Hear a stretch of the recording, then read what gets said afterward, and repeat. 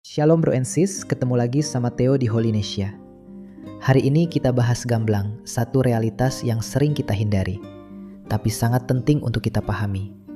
Manusia adalah ciptaan yang jatuh dalam dosa, atau dalam bahasa rohaninya, fallen creature. Semuanya bermula dari satu momen tragis di Taman Eden. Adam dan Hawa diciptakan sempurna, tanpa dosa, dalam gambar dan rupa Allah. Tapi ketika mereka memilih mendengar suara ular, makan buah yang dilarang, dosa masuk ke dunia. Roma 5 ayat 12. Itu bukan cuma kesalahan dan berdampak pada satu orang. Itu adalah jatuhnya seluruh umat manusia sampai saat ini. Jadi sejak itu, kita semua lahir dalam kondisi default dosa atau inherited sin nature.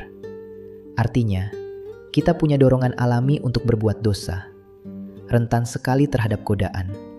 Kita nggak menyadari bahwa pikiran, perasaan, dan tindakan kita selalu condong ke arah dosa. Cirinya, kita gampang marah walau tahu itu salah. Kita gampang iri, gosip, bohong, mudah tergoda nafsu, serakah, sombong. Kadang nggak percaya Tuhan itu ada. Bahkan saat kita ingin berbuat baik, ingin ibadah, berdoa, seringkali ada sesuatu yang menghalangi hati kita.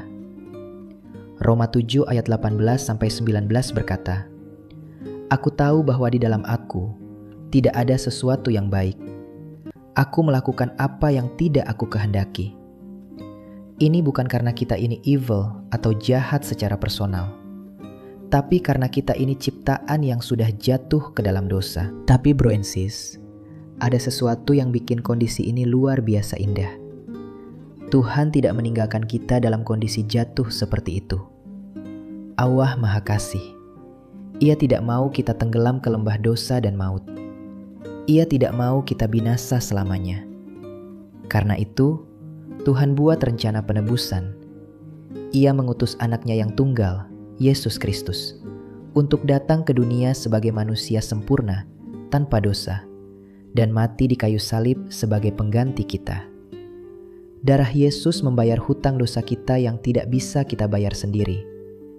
Melalui kematian dan kebangkitannya, kita diberi kesempatan untuk dilahirkan kembali, dibebaskan dari kuasa dosa, dan dikembalikan ke hubungan yang benar dengan Allah. Dan sekarang, di masa modern ini, Tuhan terus bekerja. Ia memanggil imam-imam, pastor dan pendeta, pewarta Injil, bahkan setiap orang percaya seperti kita, untuk mengabarkan kabar keselamatan itu, untuk selamatkan diri kita dan orang lainnya. Kabar baiknya adalah, meski kita ciptaan yang jatuh dalam dosa, kita bisa diselamatkan. Kita bisa lepas dari perbudakan dosa.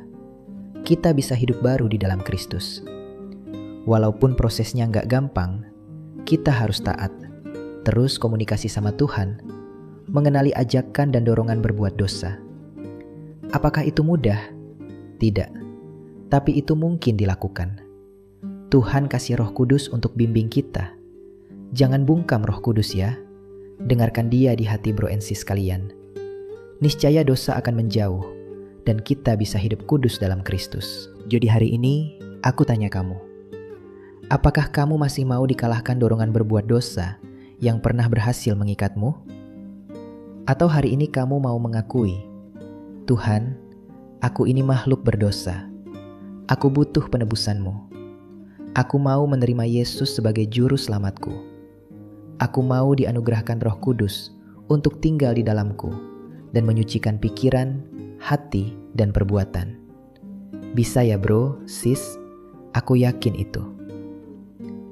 Kalau kamu hari ini tersentuh untuk mendapat keselamatan, ketik di komentar, "Aku berdosa, tapi aku mau selamat." Share video ini ke orang yang kamu tahu lagi struggle dengan dosa dan berbagai masalah yang diakibatkannya. Like kalau pesan ini menyentuh hatimu. Subscribe dan nyalain lonceng, biar kita terus diingatkan akan kasih Tuhan yang luar biasa. Tuhan Yesus memberkati. Holynesia, let's grow in faith and shine bright in Christ. Amin.